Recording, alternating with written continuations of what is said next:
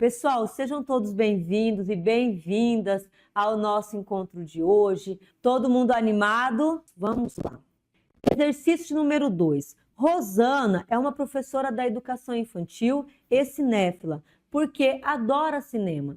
Quando ela revê, os clássicos, como Tempos Modernos, de Charlie Chaplin, ao ver algumas cenas, ela relembra algumas atividades escolares que ocorrem sob a influência do Taylorismo e também do Fordismo, que ainda persistem na gestão escolar. Segundo o Paro 2011, esse conjunto de ações, como atuação desligada do contexto em que vive, práticas despolitizadas e esvaziadas de conteúdos, alienação e rotinização do trabalho e predomínio de registros e controles burocráticos. Na educação infantil, sobretudo, quais seriam as práticas que comprometeriam fortemente a função social dessa etapa? Quando nós indicamos essa referência, eu vou trazer aqui esse termo: aplicação na instituição educacional de princípios e métodos das empresas de negócio, em geral, sem nenhuma consideração para com a especificidade do objeto administrado, ou seja, uma instituição provedora de educação. Quando você analisa essa referência, e eu trouxe o contexto da educação infantil, eu posso trazer ela perfeitamente para toda a educação básica.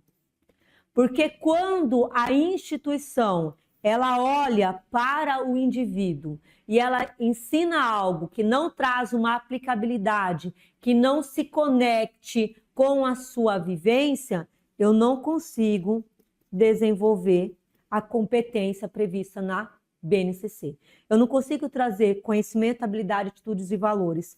Sem esse conjunto, a aprendizagem ela não acontece. Se a instituição vivenciar uma perspectiva de um ensino liberal, focado numa perspectiva tradicional, eu vou pensar sim em uma educação como um princípio de negócio. E um princípio de negócio eu fraciono e cada indivíduo aprende um comando fracionado sem ter uma conexão com o meio social que ele está. Então acaba formando uma geração alienada que ela se acha no direito de ter e ter e ter e não compreende o seu papel como sujeito social. O que a BNCC recomenda? Que a gente dialogue sobre isso numa perspectiva de atendimento integral, atendimento de uma pessoa que seja um humano global, não aquela pessoa encaixotada que ela aprende um conceito, ela memoriza um conceito, ela faz uma prova de um conceito, e ela tem um mérito, que é uma avaliação quantitativa. Nós estamos falando de um processo qualitativo de desenvolvimento. Então, quando a instituição de ensino segue essa referência da empresa, do negócio, da caixinha, você tem um fracionamento. E aí entra na questão do desenvolvimento, que nós temos uma fragilidade, quando ele destaca despolitizadas, esvaziadas de conteúdo. Vamos falar, por exemplo, de um exemplo bem simples. Poluição. Se eu falar sobre poluição e explicar somente as características da poluição, os componentes químicos que poluem a água, que acabam gerando a morte dos peixes, ou o desenvolvimento de uma grande quantidade de vegetação, que acaba deixando a água sem oxigênio e tal. Se eu explicar somente nesse ponto, eu estou explicando o conceito para o aluno. Eu estou dizendo que eu tenho um rio, eu estou dizendo que eu tenho uma poluição, eu estou dizendo que tem elementos químicos, eu estou dizendo que tem um impacto.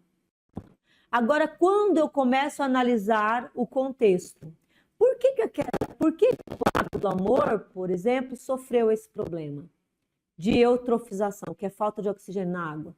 Por que isso aconteceu? O que levou a ter esse problema de poluição? Foi relacionado ao comportamento social? Foi a questão do lixo? Foi um vazamento de esgoto? O que levou? Aí você começa a trazer o pensamento do humano global. Ele analisa o entorno do problema e aquele conteúdo ele passa a ter o quê? Significado. Então, quando eu dialogo sobre função social da escola, é pensar que a educação ela é uma proposta que é desenvolvida em uma instituição mediada para a formação do humano global e não apenas para preparar o indivíduo para o mercado de trabalho. Se eu pensar em preparar o indivíduo para o mercado de trabalho dentro de uma caixinha, ele não terá responsabilidade social, ele não terá comprometimento com o grupo, pois a cooperação, as atividades colaborativas, a empatia não fará parte do seu processo formativo. Então, a BNCC recomenda um novo modelo de ensino associado às tendências progressistas, principalmente a histórico-crítica ou a relacionada aos conteúdos, para você ter uma base de conhecimento, mas também ter ali um desenvolvimento humano. Nosso item, então, é a letra D. Eu agradeço a participação de vocês. Eu quero dizer para vocês que vocês são capazes de conquistarem tudo que vocês quiserem. Tenham apenas tranquilidade. Eu confio em vocês e vocês também devem confiar em vocês nesse processo. É um momento de consolidação. A tranquilidade vai ser o diferencial nesse momento. Que Deus abençoe poderosamente cada um de vocês, dê a tranquilidade e o discernimento para que vocês possam trazer à tona tudo o que vocês estudaram, que vocês possuem de conhecimento na hora da prova. Um forte abraço, encerramos o nosso encontro de hoje.